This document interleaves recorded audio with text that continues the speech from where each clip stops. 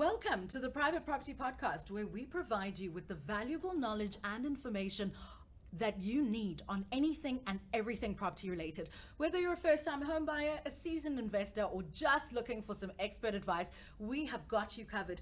You need to tune in every Tuesday and every Thursday at 7 p.m. for tips, insights, and expert advice on the burning topics related to property. This podcast is, of course, brought to you proudly by privateproperty.co.za. As we do, we have case study videos for you. In today's case study video, we learn about the rent to buy options that are available here in South Africa. So stay tuned for more of that. However, if you missed last week's episode and you're strapped for time, remember that you can now listen to the audio version of the Private Property Podcast on Spotify. So if you're planning a road trip, if you need something to listen to during load shedding, just download the audio version of the Private Property Podcast on Spotify today. You will not get to see this glorious face, but the voice and all of the information you need to know will still be there. That's all the announcements I have for you right now. So without any further ado, let's start today's episode.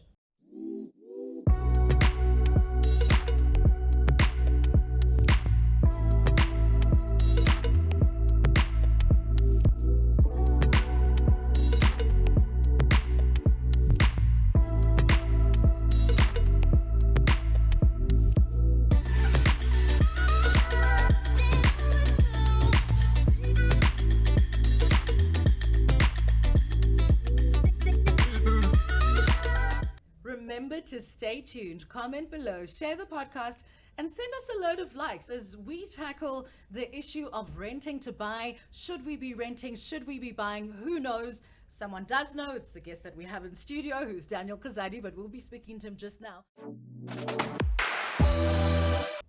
Back to today's show, though. Joining me in studio is Daniel Kazadi, a young entrepreneur who's been in property since, I don't know, I suppose yesterday when he came out of his mother's womb.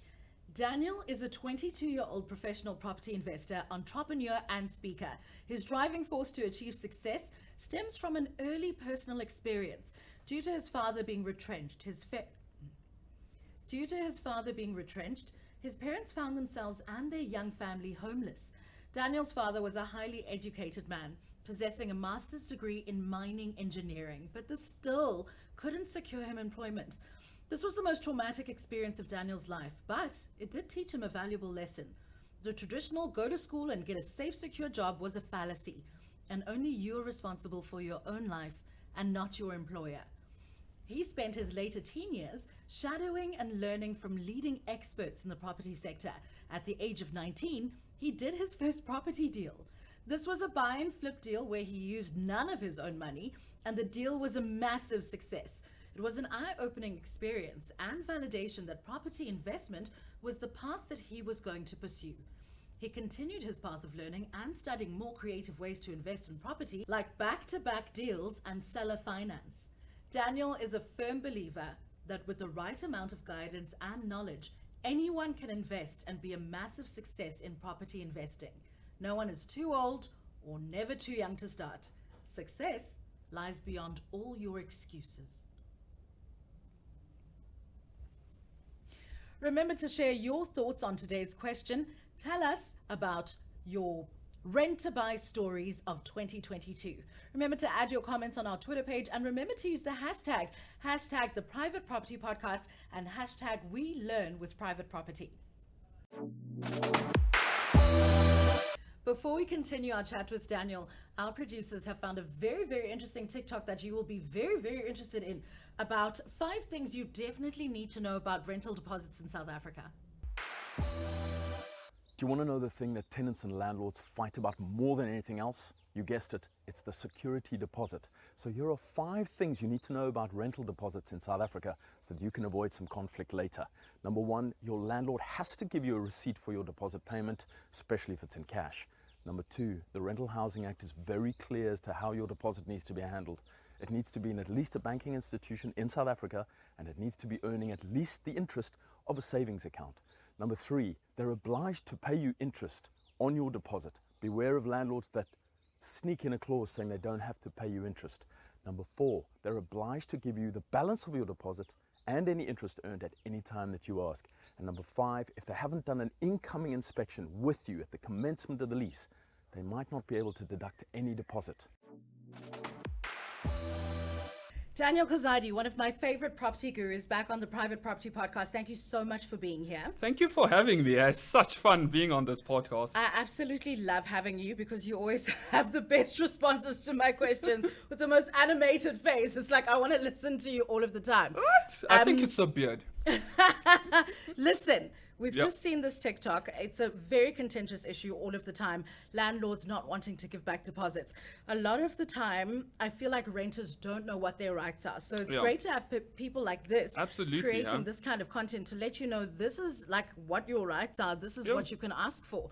But I suppose from what you've seen as a property guru, and I'm going to call you a property mogul, you know, what would be the best way to go about actually, as now the renter, trying to make sure that all of these things are met, all of these rules are followed? Definitely. I think the biggest one is understand the lease agreement, the legally binding document that you do sign when you do go into renting a property. Understand each and every single detail, because in there has so many details around how your deposit is going to be handled. Just like the individual in the video said, you do not want to sign an agreement that forgoes your right to receive some of the interest on the deposit that you do put in. And a big one is understanding the rental escalation, because in that document stipulates how much rent you will be paying if you want to renew. And some entrepreneurs or some landlords try to be sneaky when they put in a 5% increase, but they try motivate a 10%. So understanding the lease agreement, I would say, is one of the biggest ways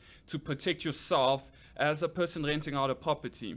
I would say, look, the issue with that, or not necessarily an issue, is that a lot of people don't really read their contracts properly. And I think they do that because they're sort of intimidated by all the legalese speak that's in contracts, legally binding contracts that they end up signing. And then they don't actually know what they've signed at the end of the day. So how would you encourage someone? I mean, there's no need to really take your lease agreement to go get looked at by your lawyer friend, is there?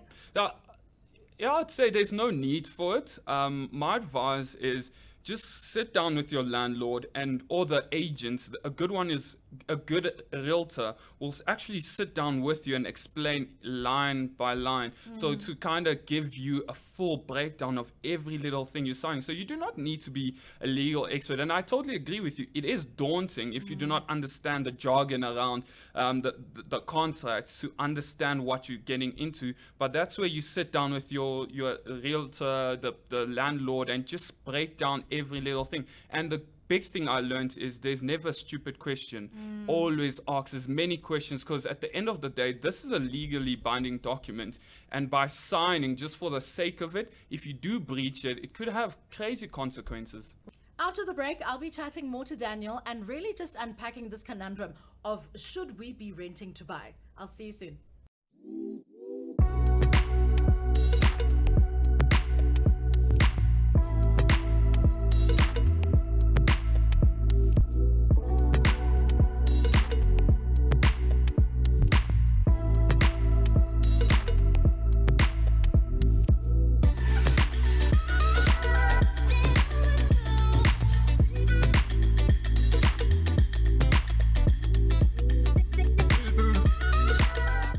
Obviously, 2022, we've all seen flames financially, which we didn't necessarily expect. I'm sure there's another rate increase coming through regarding the interest rates, perhaps in the earlier parts of next year as well. I want to talk about renting versus buying, given the current financial climate. I hate using those words, but that's the most accurate way to put it. People don't have money. But is it more prudent right now to be investing in property with what you have, or continuing within the rental market and going, I'm going to push back for a little while, whatever I would have been paying maybe for a bond, I'm going to put away in a savings account and maybe wait until it's the right time. Having said that, there is no really right time. There's never a right time, right? Yeah. So my mentor taught me this year, I had the same conversation you just asked, where is a buyer's market, seller's market, what sort of market are we going towards? And he said, Daniel, if you're going to play in this market, in this industry, you need to be trained enough to look past sellers or buyers markets. So you need to be able to see whether something makes financial sense or not. I'll give an example. But going back to your question around renting versus buying, the pros and cons. In my opinion, there's no right or wrong answer to this. It depends on where you are on your journey, what you're looking for. And I can quickly touch on the pros and cons to both. Please. So if I had to start with the renting side of things, I'd say a big pro. There's two, in my opinion. The first one being affordability, and the second one being flexibility. So I'll start with affordability. Generally, it is cheaper to rent rather than it is to buy. And most people say, but Daniel, when you're renting, you're paying off someone else's bond. Yeah. That's totally right. Or when you are buying a property and there is a bond, yes, at least you have an asset. It is yours. And that's totally right as well. However, it is generally cheaper to rent out, because I'll give you an example. If you're paying a bond for 8,500 Rand and I'm renting for 7,000 Rand, yes, in layman's term, you can say, Daniel, you can just add an extra 1,500 and get a bond. And But get a that's bond. not where it starts and ends. Exactly, it's not. So you have to compare apples with apples. If you look at the affordability side, the cost of entry when you are buying a property, there's things like deposits if you need, Transfer duties, costs, yeah. transfer bond registration fees, Conveyances. The person to come and do the inspection. Exactly. Yeah. And you'd still, on a month-to-month basis, you then pay your bond, you then pay your insurance, you then pay the rates and taxes, you then pay the levies. And especially if you're buying in a body corporate, if you are about to buy, make sure you have the body corporate's monthly statements, because the agents might tell you only pay 500 Rand levies. However, they do not tell you that a special levy was introduced where you're paying an extra 1,500 Rand to fix the pool, the security. But when you're renting, all you need is a deposit, your rent, your water and electricity. So you see, it might be more cheaper, and you do not want to put yourself in a position, yes, it is all good to be a title deed bearing individual. I have a house. Right? But if you do not be careful, you could be in a position where you enter the property market too early, too soon, not ready, and it wipes you out completely. You get blacklisted. Banks don't want to touch you because you jumped in too quickly. Yeah. Again, there is a flip side of things where there is also cons to renting, like a big one. A lot of individuals are renting out the property and the owner decides to sell their property. Like, what is your right as a tenant in that case? Absolutely. There's a good law that came out. I just forget the term, but in essence it is lease takes precedence over sales. So if you are in that place, if you find yourself there as a tenant, just remember that you have the legal right as a tenant to see out your contract. Whether a sale happens or not, whether he sells a property. They must wait until your lease Exactly. ends before they can move in with all of their stuff. Exactly. Do not get bullied, because you do not want to be in a position where you are renting, you do not know your right, and your landlord says, hey, I'm actually selling it and you have to leave next month. Yeah. You just say, no, this is a legally binding document, the lease agreement that we sign, and it states my lease ends in this month. So in this month, when I'm ready, I will move. Another con to renting is you might be creative. And I've seen some of my creative tenants. Yeah. They tell me, Daniel, I want to paint my room I pink. want to make a mural, What? Daniel. I want wallpaper. Come on. And I'm thinking, my goodness, I the want to cost. have macrams on the walls. Exactly, Come on. right? So you always have to ask for permission with these things. You can't decide to wake up and paint someone's house Yeah. pink if they do not want to do it. And yeah, that's some of the cons. But when there's renting, ownership, when you're actually buying, yes, there are pros and cons. A big pro for me is I remember when my parents bought the first property, actually seeing my mom go from room to room praying, the joy it felt. It's Yeah. almost a sense of ownership and achievement. It is. We own our own property. It contributes to our net asset value. That's a big, big win. Seeing families, young professionals buy the first property, it is their home. However, there might not be flexibility, especially if you're young. If you are young, new to the city, and you're not sure where's the best areas. If you are buying a property, and this is a mistake I did, I bought a property in an area and geez, the area just went downhill. crime went up. Could that have been predicted in any way? Geez, it's hard to predict. No, I mean, because you're framing it as a mistake that you Yeah, made. that I Having made, yeah. said that, it's not as if you had a time capsule or a crystal ball that could look into the future and tell you, oh, crime's going up in this Yeah. area in T minus.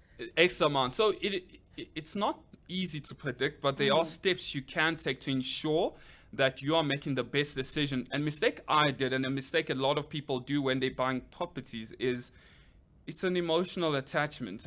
You're going to fall in love with the tiling, the paint, and you do not look at the regen plans. You do not talk to town planners. What sort of developments are we expecting? Is there going to be a shopping center there? Is there going to be this there? Noise. Noise, right? And if you are buying a property and you're not sure that you're going to remain in the city, you're not sure that you're going to be there, buying a property is almost a commitment you're making that you're going to be there for long term, and it is difficult to get out of it. It's difficult to sell the property if the market's just going downhill. Because you won't get your full money's worth. Exactly, and ideally you'd want to hold on to at least get back your deposit or any amount of money spent on it. So yeah, there's a lot of pros and cons, but before you make the decision, do not be driven by sentiments. Do not want to be a title deed hand. Yeah. And yeah, there's so much to this, but yeah, it's interesting, eh? It really, really is. So I'm still not hearing what you're saying though. Which one is better? We're going into 2023. 2023. I'm asking you a direct question. Direct question. Should I be renting or buying? Again, No, give me I see No you. PR. No PR. Give me a direct answer to my question. So this is the direct answer. Thank you. Number one, understand where interest rates are going. And if you're financially able to, I'd say buy. If you're financially able to, buy. If not, there's nothing wrong with renting. What are your predictions for 2023 other than buying me a house? Yeah, so buying Seb's a house.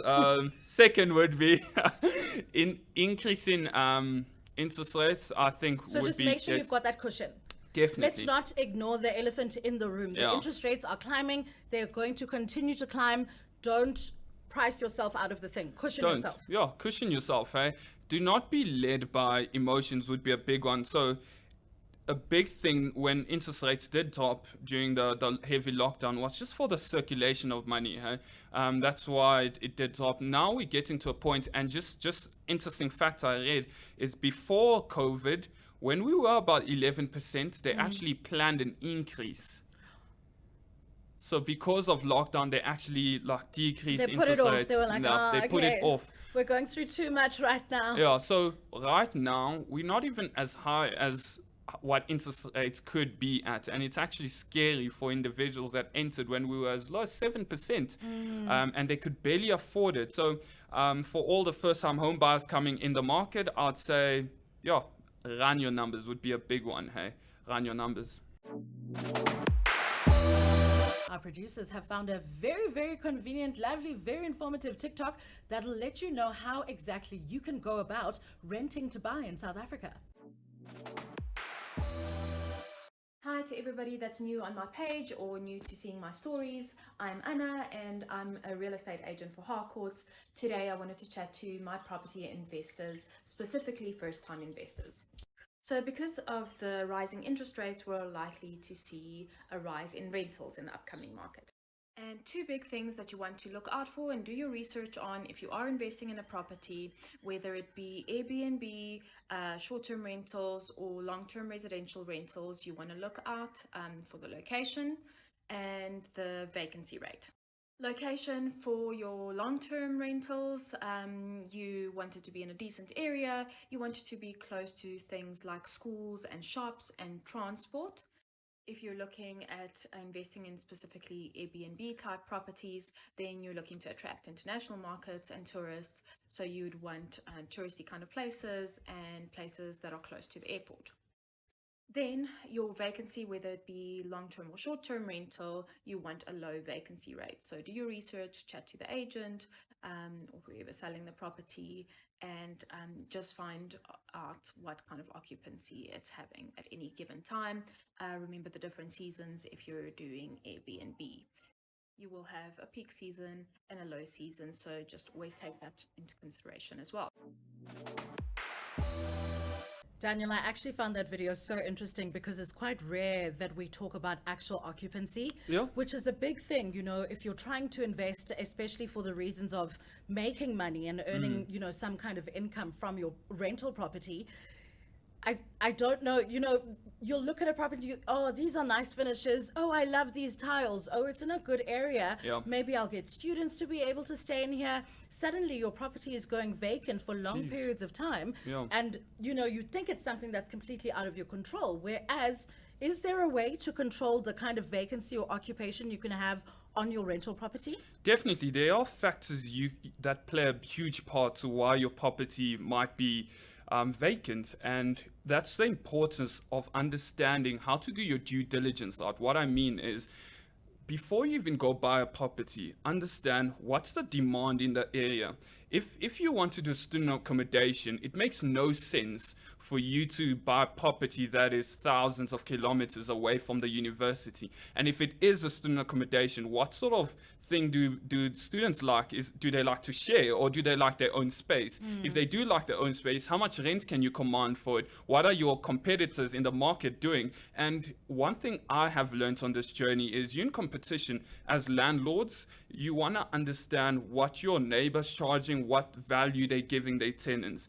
And that's a good way to control your vacancy rate, where yes, he's charging 5,000 Rand, but if I fully renovate my property, Wi-Fi included, adds so much value for still 5,000 Rand. Can you see, yes, you are in competition. However, because of the added benefits you give to your unit or whatever, you can add so much value where tenants love your property. And when doing occupation rates, it is important to look at the number of units that are available on certain months. I get traumatized if I want to buy a property in an area and I see 3,000 properties listed and on private property, it's awesome where you can see when it was listed.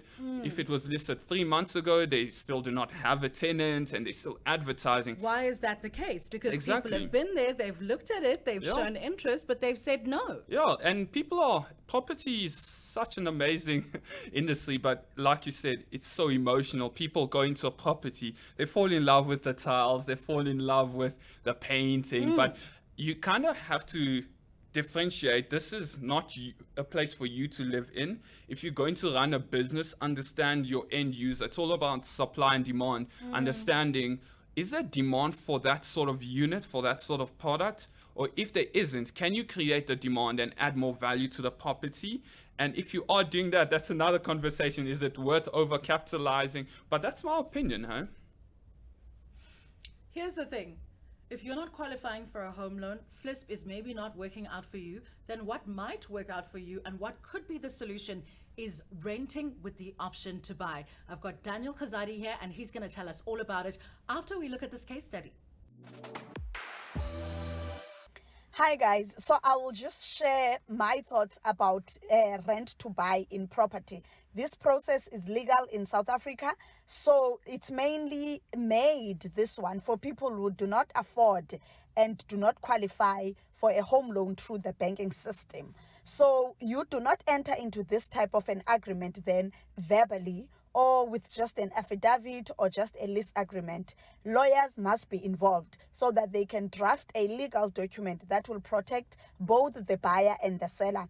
Now, the main basic ways to obtain a home is through the standard renting to own process or an installment sale where you are required to have a deposit and the sale will be registered with the deeds office. And the last one is a rent to own that is financed, whereby strict rules of applying for finance will be applied. But you need to do your research, guys. So let's talk about rent to buy. Yes. We see this kind of thing happening often. What would you say the motivating factors are, the main motivating factors behind? I mean, it sounds pretty obvious. Like right now, I cannot afford to buy this property, but I really feel as though if I save up enough or if I improve my credit score, if I get pre-approved, I'll get like a better deal later. So I'm going to stay here for now because I really like it and it's really vibey, but I can't afford to buy it right now. Yeah. There are a couple of motivating factors to why someone would go through a rent to buy. One, like you said, where you love the place, but unfortunately you do not have the finances to buy it. So you can enter into a contract, like the lady on the video said. Don't go through word of mouth, please. Don't have a gentleman agreement and then pay rent thinking a handshake, right? Yeah. And pay rent thinking that every payment goes towards the purchase price. Make sure it is in writing. There are governing acts. Another reason I've actually seen a lot of people do it is to grow their portfolio. It's an amazing tool that any single South African, any single person can use to grow their portfolio. So it's governed. Please pardon me, I'm kind of a geek in my own right. I love geeks, it's fine. Oh, right. She loves geeks. But it's governed under the Alienation of Land Act of 1981, under the Act 68 of 1981, so the Alienation of Land Act, which is an act that allows you to buy properties or take over bonds of individuals, right? And the good thing, you do not need the affordability. You do not need to qualify. So how it would work is, let's say there is someone with a bond they're struggling to pay. What this act allows you to do with your attorney, so it's a Section 20 contract signed, and you legally take over the property. So you're not registering a new bond, you're taking over the existing bond. And it's almost like your property, and you are liable to pay the bond every month. You are liable to pay the rates and taxes, the levies, and everything that comes with it. And it's up to you to do your research. Can you put a tenant in there that pays and covers all these costs? So that's a good way I've seen youngsters actually grow their property portfolio, where they're using this act not just as a place to live in, but also as a way to grow and fast track their journey. You know what? I have so many more questions to ask you, but I think we'll leave it there for today. Thank you so much for joining me on the Private Property Podcast. I look forward to when you come back. Awesome. So we can talk about the finishes in my new house that you'll be buying me in 2023. Thank you so much. Thanks for having me. Always.